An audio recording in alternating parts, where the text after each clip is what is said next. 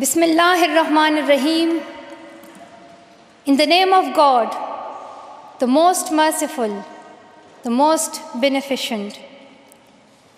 Your Majesties, Your Royal Highnesses, distinguished members of the Norwegian Nobel Committee, dear sisters and brothers, today is a day of great happiness for me. I'm humbled that the Nobel Committee has selected me for this precious award. Thank you to everyone for your continued support and love. Thank you for the letters and cards that I still receive from all around the world. Your kind and encouraging words strengthens and inspires me. I would like to thank my parents for their unconditional love. Thank you to my father for not clipping my wings and for letting me fly.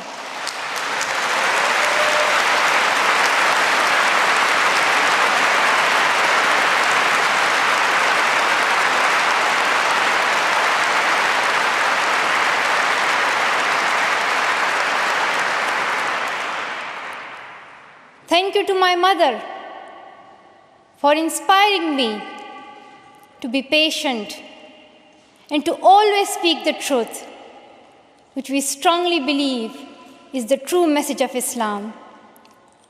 And also, thank you to all my wonderful teachers who inspired me to believe in myself and be brave. I'm proud. Well, in fact, I'm very proud to be the first Pashtun, the first Pakistani, and the youngest person to receive this award.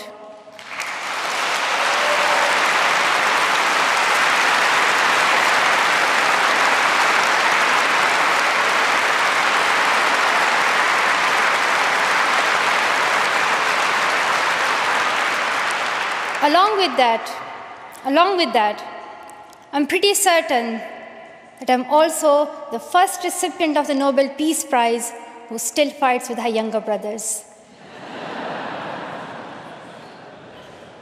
I want there to be peace everywhere, but my brothers and I are still working on that.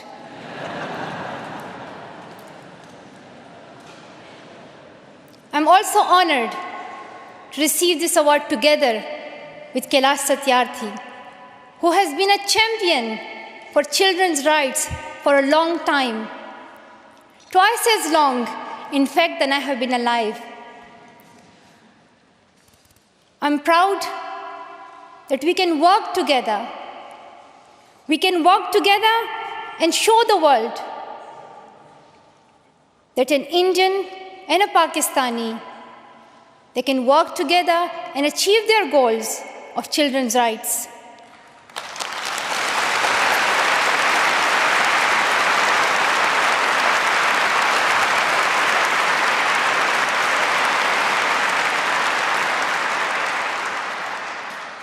Dear brothers and sisters, I was named after the inspirational Malala of Maiwand, who is the Pashtun Joan of Arc. The word Malala means grief-stricken, sad. But in order to lend some happiness to it, my grandfather would always call me Malala, the happiest girl in the world. And today, I'm very happy that we are together fighting for an important cause. This award is not just for me. It is for those forgotten children who want education. It is for those frightened children who want peace. It is for those voiceless children who want change. I'm here to stand up for their rights, to raise their voice, It is not time to pity them. It is not time to pity them. It is time to take action. So it becomes the last time. The last time. So it becomes the last time that we see a child deprived of education.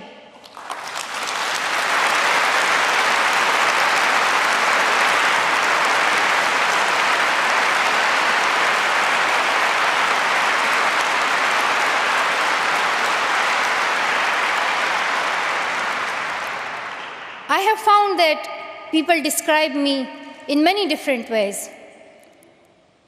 Some people call me the girl who was shot by the Taliban, and some the girl who fought for her rights.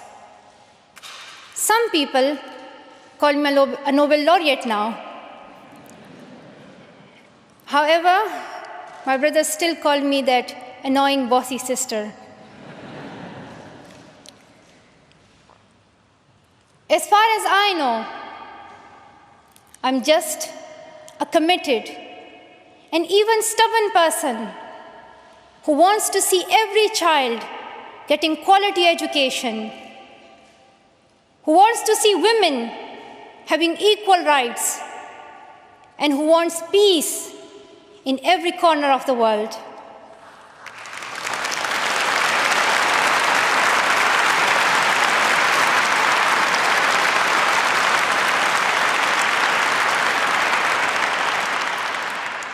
Education is one of the blessings of life and one of its necessities. That has been my experience during the 17 years of my life. In my paradise home, Swat, I always loved learning and discovering new things. I remember when my friends and I would decorate our hands with henna on special occasions. And instead of drawing flowers and patterns, we would paint our hands with mathematical formulas and equations. We had a thirst for education. We had a thirst for education because our future was right there in that classroom. We would sit and learn and read together. We loved to wear neat and tidy school uniforms. And we would sit there with big dreams in our eyes. We wanted to make our parents proud and prove that we could also excel in our studies and achieve those goals which some people think only boys can. But things did not remain the same. When I was in Swat, which was a place of tourism and beauty, suddenly changed into a place of terrorism.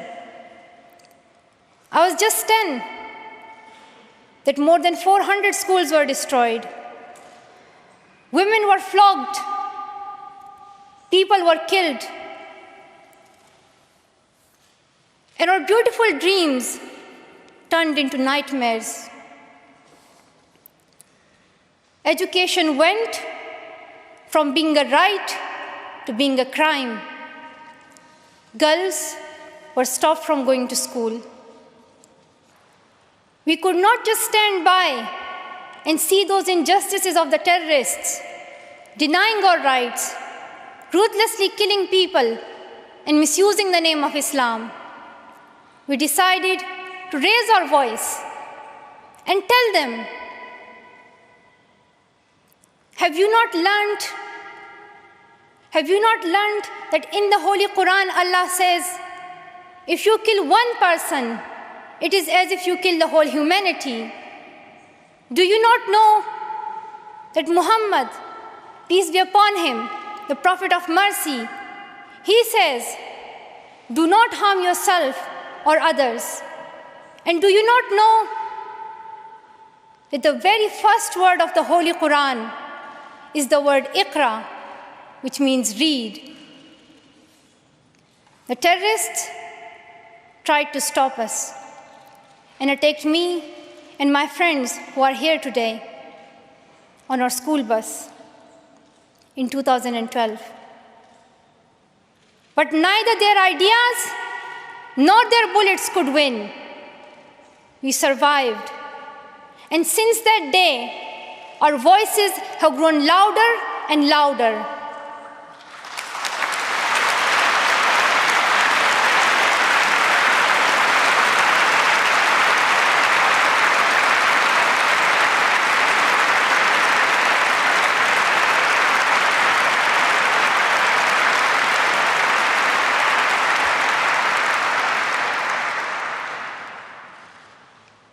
I tell my story, not because it is unique, but because it is not. It is the story of many girls. Today, I tell their stories too. I have brought with me some of my sisters from Pakistan, from Nigeria, and from Syria who share this story. My brave sisters, Shazia and Kainat, who were also shot that day on our school bus. But they have not stopped learning. And my brave sister, Kainat Somro, who went through severe abuse and extreme violence.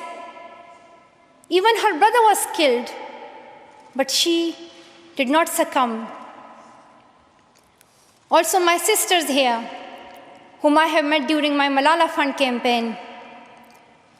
My 16-year-old courageous sister, Mozoon, from Syria, who now lives in Jordan as a refugee.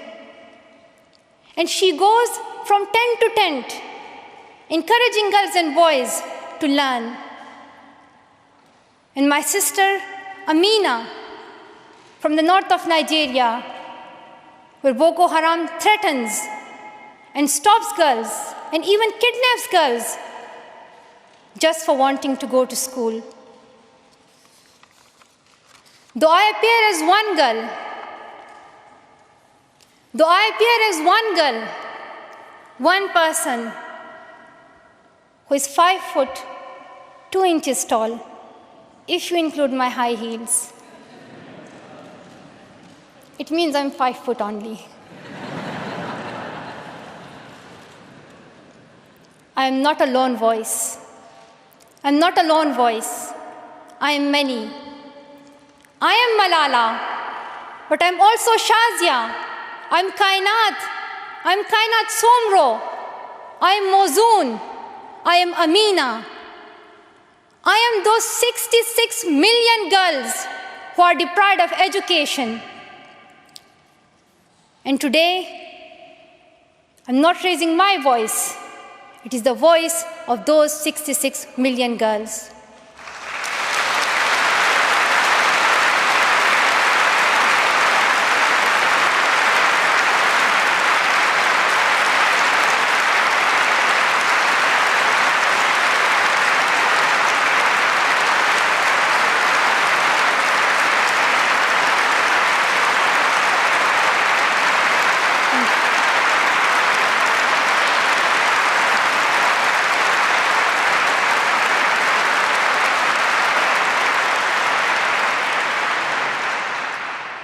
Sometimes people like to ask me, why should girls go to school? Why is it important for them?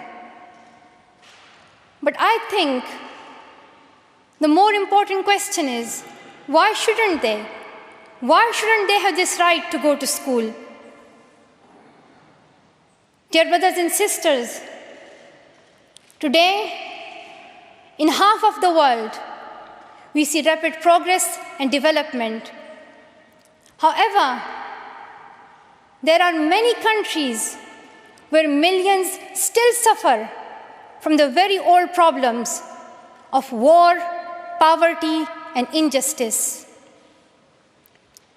We still see conflicts in which innocent people lose their lives and children become orphans. We see many people becoming refugees in Syria, Gaza, and Iraq. In Afghanistan, we see families being killed in suicide attacks and bomb blasts. Many children in Africa do not have access to education because of poverty. And as I said, we still see girls who have no freedom to go to school in the north of Nigeria. Many children in countries like Pakistan and India, as Kailash Satyarthi mentioned, many children, especially in India and Pakistan, are deprived of their right to education because of social taboos, or they have been forced into child marriage or into child labor. One of my very good school friends, the same age as me, who has always been bold and confident girl, dreamed of becoming a doctor. But her dream remained a dream. At the age of 12, she was forced to get married. And then soon, she had a son. She had a child when she herself was a child, only 14. I know that she could have been a very good doctor, but she couldn't because she was a girl. Her story is why I dedicate the Nobel Peace Prize money to the Malala Fund to help give girls quality education everywhere, anywhere in the world, and to raise their voices. The first place this funding will go to is where my heart is, to build schools in Pakistan, especially in my home of Swat and Shangla.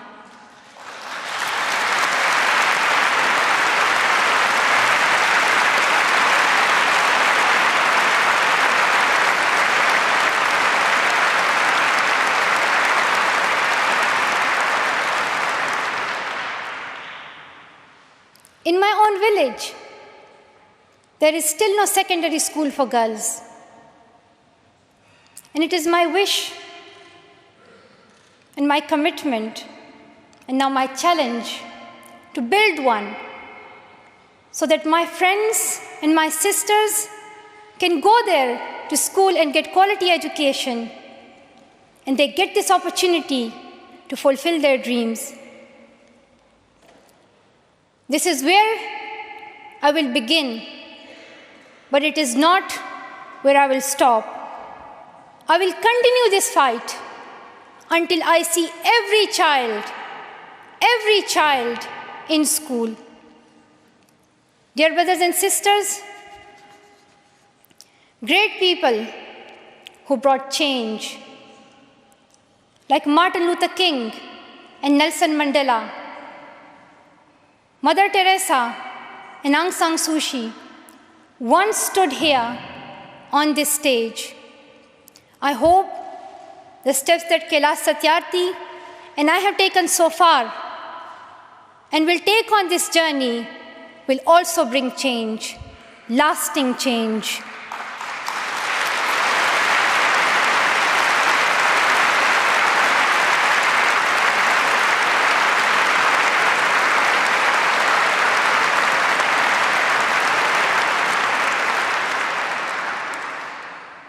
My great hope is that this will be the last time. This will be the last time we must fight for education. Let's solve this once and for all. We have already taken many steps. Now it is time to take a leap. It is not time to tell the world leaders to realize how important education is. They already know it. Their own children are in good schools. Now it is time to call them to take action for the rest of the world's children. We ask the world leaders to unite and make education their top priority. 15 years ago, the world leaders decided on a set of global goals, the Millennium Development Goals. In the years that have followed, we have seen some progress. The number of children out of school has been halved, as Kailash Satyarthi said. However, the world focused only on primary education, and progress did not reach everyone. In year 2015, representatives from all around the world will meet in the United Nations to set the next set of goals, the Sustainable Development Goals. This will set the world's ambition for the next generations. The world can no longer accept that basic education is enough.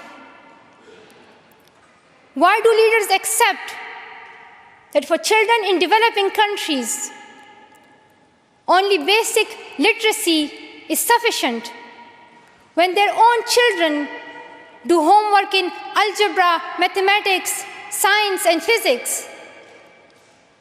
Leaders must seize this opportunity to guarantee a free, quality, primary and secondary education for every child.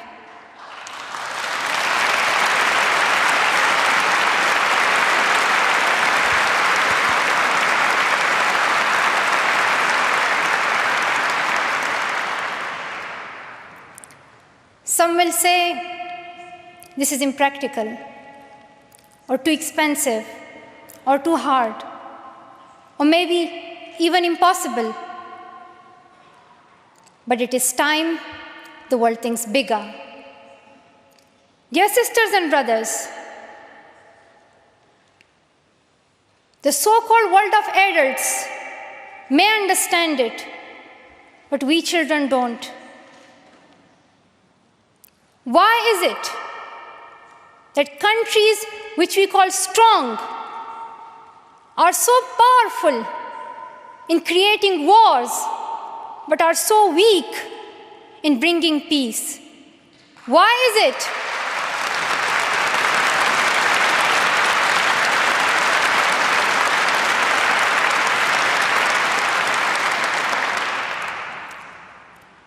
Why is it that giving guns is so easy, but giving books is so hard?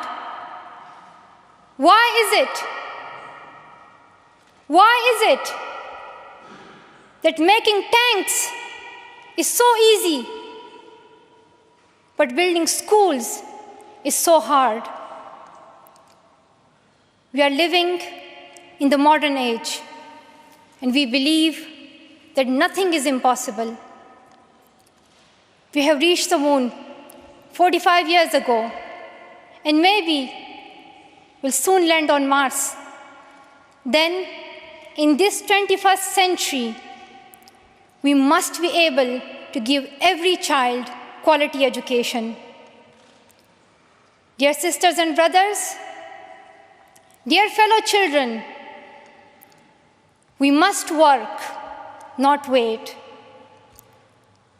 Not just the politicians and the world leaders. We all need to contribute. Me, you, we. It is our duty. Let us become the first generation to decide to be the last. Let us become the first generation that decides to be the last, that sees empty classrooms, lost childhoods, and wasted potentials. Let this be the last time that a girl or a boy spends their childhood in a factory. Let this be the last time that a girl is forced into early child marriage. Let this be the last time that a child loses life in war. Let this be the last time that we see a child out of school. Let this end with us. Let's begin this ending together, today, right here, right now. Let's begin this ending now. Thank you so much. Thank you.